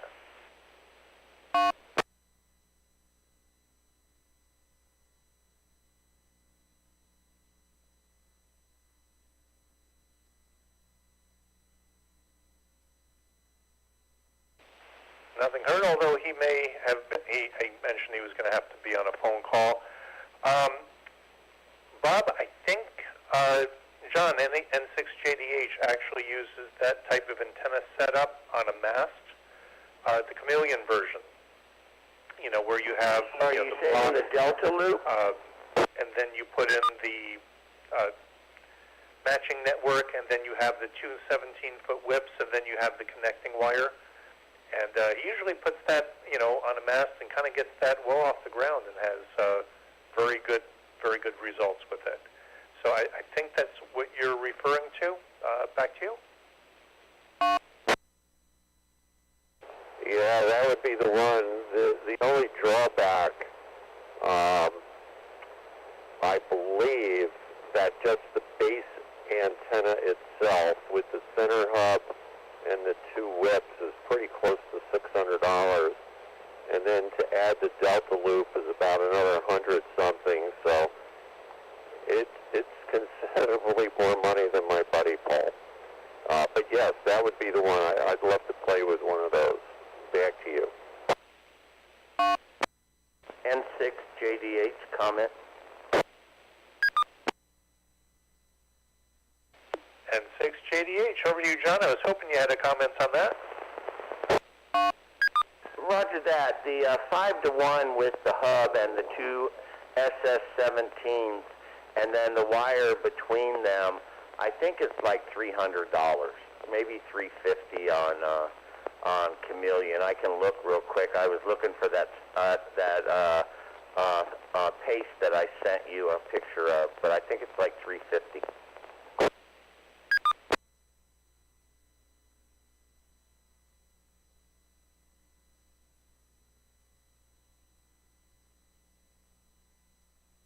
Bob, did you copy that?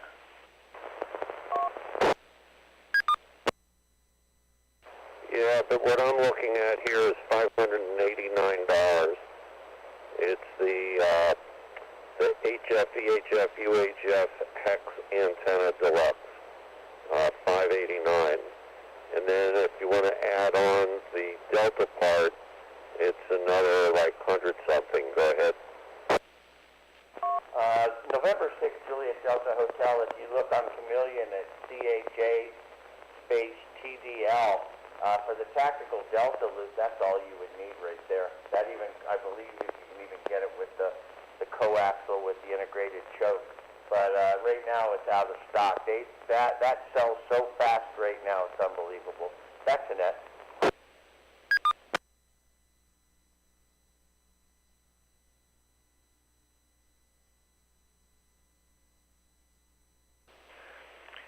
Bob, if you copy that, maybe you can get together with John when he's out doing POTA. And as I said, I know he uses that setup, and it works extremely well for him. And I've used it. The only thing I had a problem with is that in a lot of the campsites, it doesn't quite fit in there. You do need some space for it. Back to Bob, NHU. Yeah, Roger. Well, I said I would like to try it. I don't really have an interest in buying it since I have every antenna that Buddy Paul has ever made, but it would be interesting just to try. Back to net control from NHGU.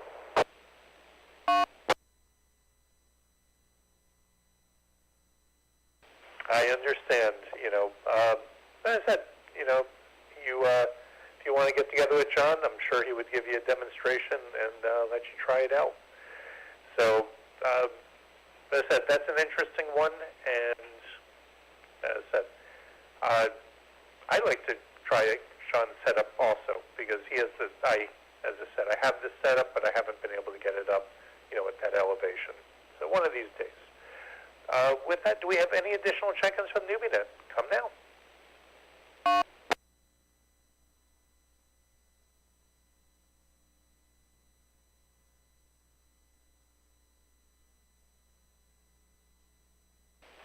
Nothing heard. So with that, this is Larry, N1NQU for the Fort Myers Amateur Radio Club Newbie Net, and we will go up to the top. Dave, KQ4RCF. See if you're on air, and were you able to find out anything about the quad? K4SJC repeater. Yes, Larry. I did find a little bit out. One is the driven element, one is the reflector element, and it's basically a Yagi without a directional. I'm curious on how far it would get with a directional. From the dimensions I'm seeing online, it's looking like it's a 40-meter antenna, and I don't know that I can get up that high with that spacing, but it's definitely an interest of mine.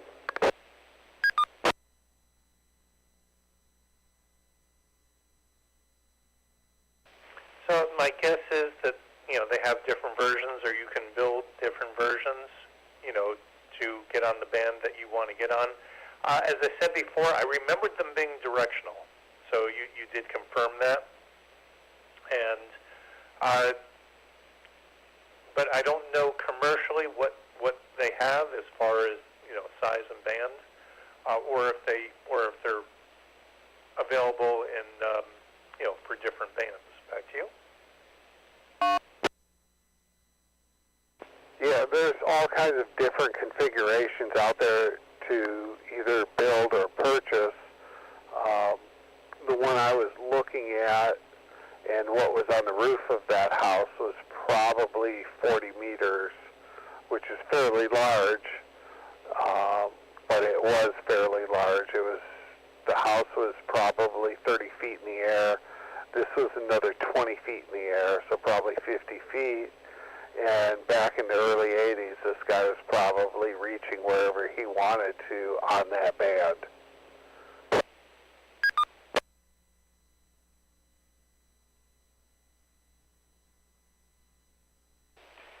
So, in your research, do they offer it in different configurations for different bands? Roger that. It took from 40 meters, which was where I was searching, all the way down to 70 centimeters. You can build these things in those configurations, apparently, and be fairly successful. Any Yagi I've built was at least three elements, and these were two just based off the primary and the reflection. It didn't have a directional, and I'm kind of curious, if I sent that out there at 20 meters, would I be as broad, or does that directional really mean things?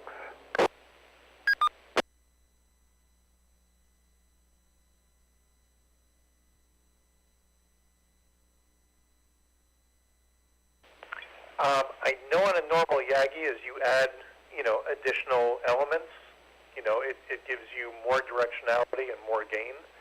As far as the quad, I don't know, because I just don't have the experience to say if it needs it or if it would make a difference. So I'll tell you what, we'll send that to the group and see if anyone wants to jump in and answer that. Somebody has an answer for Dave? Come now. Welcome to the Fort Myers Amateur Radio Club linked repeater system. This is WD4ME, and Dave, can you please repeat the question? Roger that. The question is, I have a driven element and a reflective element. How important is a directional element on a quad 20-meter band repeater, not a repeater, I'm sorry, Yagi?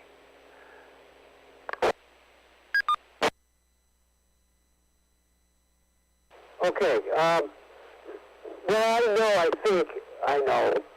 I guess, is that a two-element quad has more directional gain than a three-element Yagi, if that's what you're asking. A lot of Yagis have, there's one driven element and there's two reflectors behind it. But with the quad, you usually have the one reflector. Does that answer your question? Over. I'm curious, if you had a directional element, you had the driven, you had the reflective, and a directional, would that drive it even farther?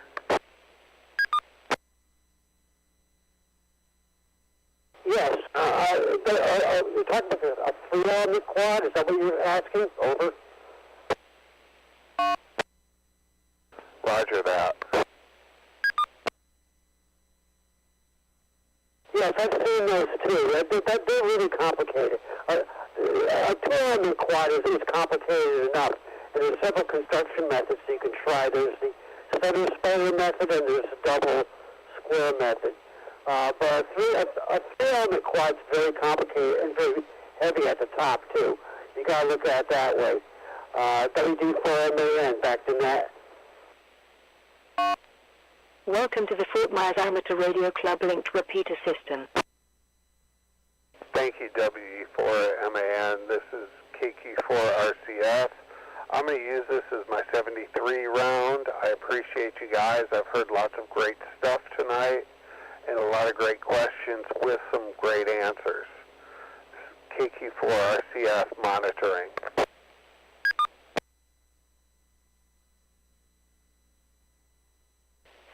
Okay, Dave, thanks for coming in. Great question, and, I think we learned a little bit. And if you decide to research it a bit more and, possibly set one up, obviously let us know how it goes, what you find. Next up we have John, N6JDH. I know, John, you were on a phone call and then back, so we'll send it over to you and see if you're on air and available. Thank you, Larry, Net Control. I appreciate the net tonight. It's just chocked full of different directions, different ideas, and different aspects of the hobby, and I really appreciate that about this net. But with that, I think I'm looking at the clock. It's about 15 minutes to 10, and I think that I will just refer any comments to another net, and I appreciate what you're doing in 73.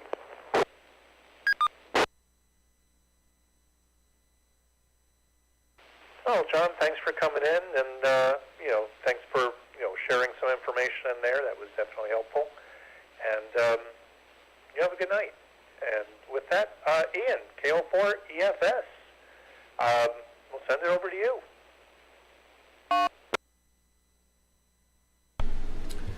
KR4EFS. Yeah, I just wanted to report I was going to do a bunch of POTA when I was up at my cabin. And I get up there, and this old Kenwood that Joseph and I've been using, it's one of those old 440s. I love those.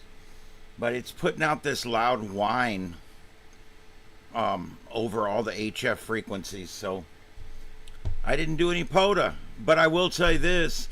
I took my 75-watt ICOM and hooked it up to that big antenna on my cabin. And I answered a bunch of different doing a lot of hunting for POTA right from the cabin, and that was a lot of fun. The mountains are great because VHF, you can get some height and you can really get out there. So it was a lot of fun. I do love POTA. I love POTA a lot. It's been good hearing from everybody tonight out there, and if anybody wants to reach out to me, I do respond to all my emails, and we've had 163 people stop in and take in some part of the net tonight. I'm having a conversation on there now with K1NGA, and we had several in earlier I was discussing stuff with, so we're having some good talks over there too. We've got 9 or 10 in there right now listening to the net, so thanks everybody in there also for coming into the net, and I appreciate you taking the net, and I'll try to hang out to the end. KR4EFS.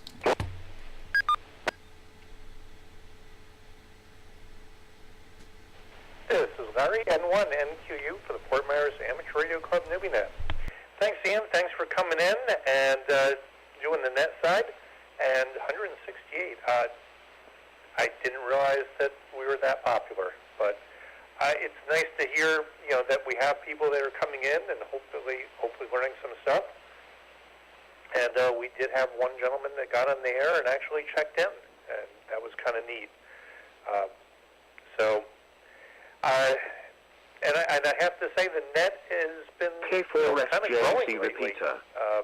And that's nice to see also. So thanks, Ian. Rick, K4RAB, back over to you. Yes, K4RAB, it's interesting. I've been listening to the comments about the cubical quad antenna. Used to be way back then in the 50s and 60s, that was a fairly popular antenna. They can get quite complicated if you're doing more than one band, but you have 2 loops, and you feed one. The one that's fed is your active element, and then you have the reflector behind it. And you can add more directors. So it works kind of like a Yagi, but with loops. It's been around a long time. So, it's I haven't seen many of them lately. I think it's just falling out of style, but it is a good antenna. So with that, I guess that's about all I have for tonight. Like I said, I want to try a horizontal loop antenna here and see how that goes, just to see what it does with this location. So anyway, I've appreciated all the discussion and everything, and so I'm going to I'll listen to the end, but otherwise 73 for tonight. This is K4PI-R.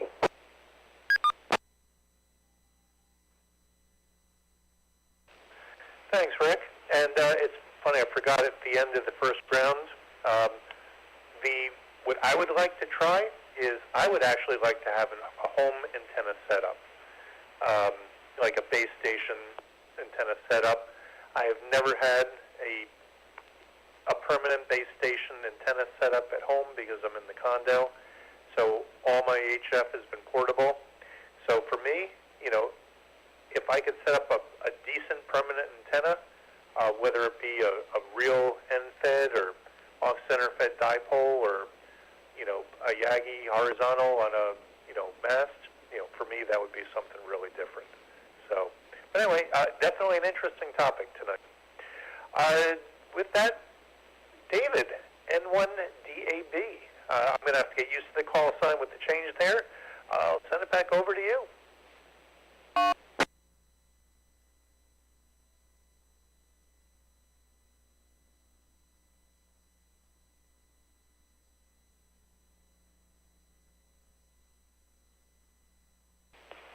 N1DAB. David, you still on air?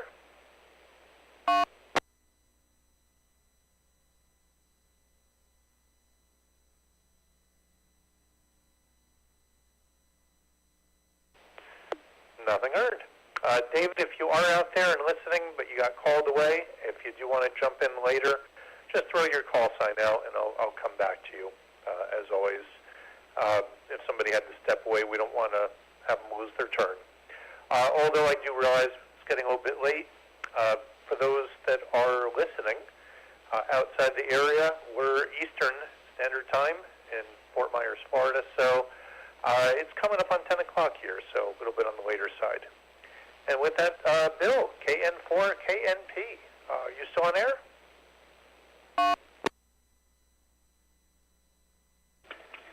Yes, all well and good listening in here tonight. Nothing more to add, so thanks a lot, Larry. KQ4KNP.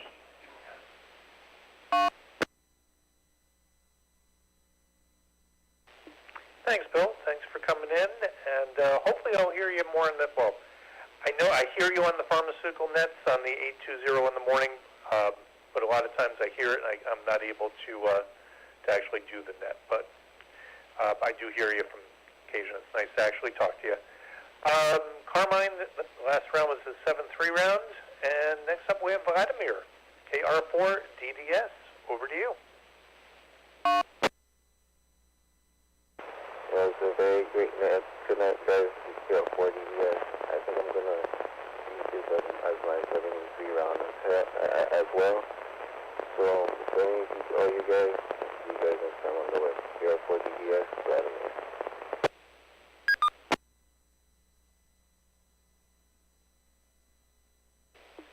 Okay, sounds good. Thanks for coming in, Vladimir. And as I said, I know we're getting a little bit later here, and thanks for coming in with some good questions there. I know Darrell is monitoring, although he'll jump in if he has anything. And Dan, KD7ACB, that was a 7-3 round. Bud, KQ4PWL, are you still on air?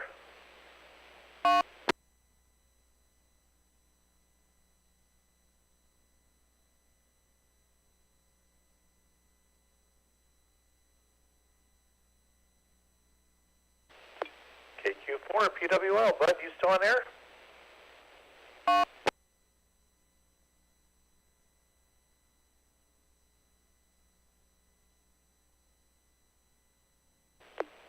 Nothing heard.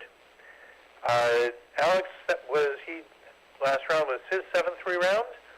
And next up we have Robbie, KE0TIL. And Robbie, I didn't know if you were going to be around for this round, but if you are, come on in.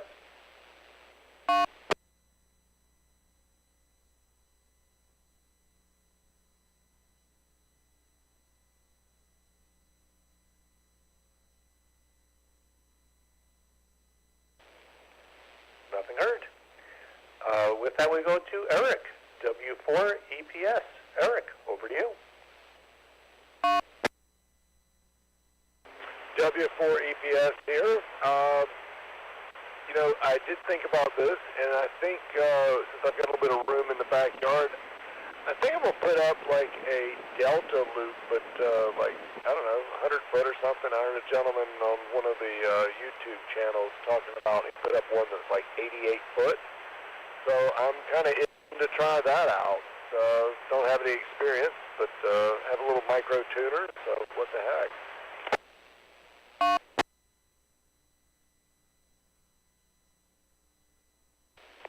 My attitude is if you have the space and you can do it, give it a try and, see how you like it. Back to you. Yeah, he claimed he picks up everything everywhere. I think he ran 88 feet in a loop, 3 points.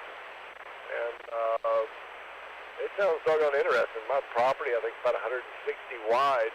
And, I got, plenty of room out back, like 450 feet or so. So I got plenty of room to run it. I think I'm going to do that. And a quick update, I did wind up buying that trailer mast system. So I got just a little bit of tinkering with it to bring it up to speed and have everything I'd like to have on it. So hoping to erect that thing in the yard here in the next few months. And that's about all I got. I'm looking forward to seeing anybody and everybody this weekend. I hope to see everybody and have a good time with that. Other than that, Larry, again, a superb job as usual, and I sincerely appreciate your efforts here. Other than that, W4EPS, back to net, 73, everyone.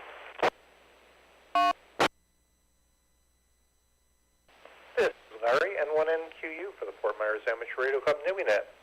Thanks, Eric, and when you get the trailer set up, you'll have to give us a report, and hopefully at one of the club events, you'll actually maybe bring it and we can check it out. And, thanks for coming in, and as I always say, what makes the net is the participants. The questions, the comments, the answers, and the different experiences everybody brings. So that's what makes the net. And, it's not me, but I appreciate the comments and, as I said, what you bring also. With that, we have N8GU. Bob, are you still on air?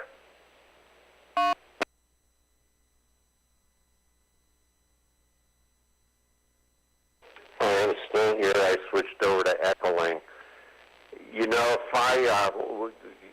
If I had enough room and I wanted to put up a permanent antenna, I would love to have the hex beam that is made by VHQ Hex. That is a really great antenna. 2 meters, 6, 10, 12, 15, 17, and 20 meters. That's what I would love to have.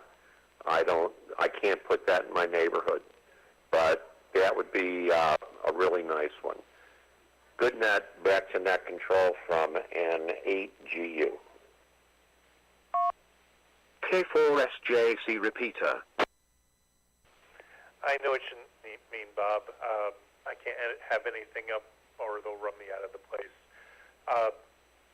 But my goal is, when I retire, is I would like to find a place, and it doesn't have to be a big house, but I'd like a small house on a piece of property. And I'd like to start, 5 acres would be nice.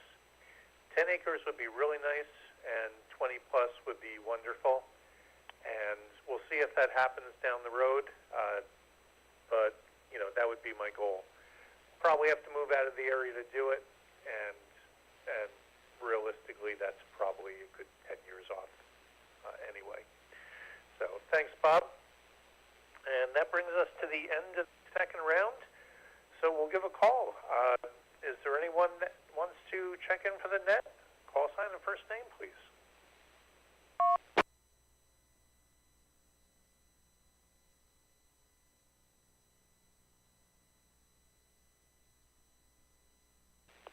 Nothing heard.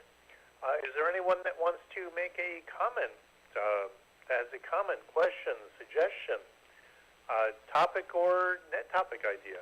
Come now, call sign and first name.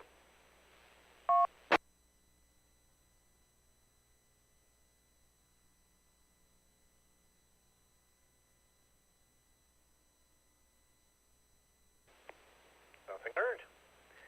So with that, thank you everybody for coming into the net, the folks on the net, the folks that are monitoring and listening. And again, it's the folks that come in to the net, participate, share, ask questions that make the net. So with that, hopefully we'll see everybody back next week, and we can continue. Not 100% sure what the topic is next week. As I said, the one tonight was kind of a participant suggestion. So with that, everybody, 7-3, have a great week, have a great weekend, a lot of stuff going on. This is Larry, N1NQU, for the Fort Myers Amateur Radio Club Newbie Net, closing the net and returning the linked repeater system back to normal amateur radio use. Again, everybody have a great week, 7-3. This is N1NQU. I'll be clear.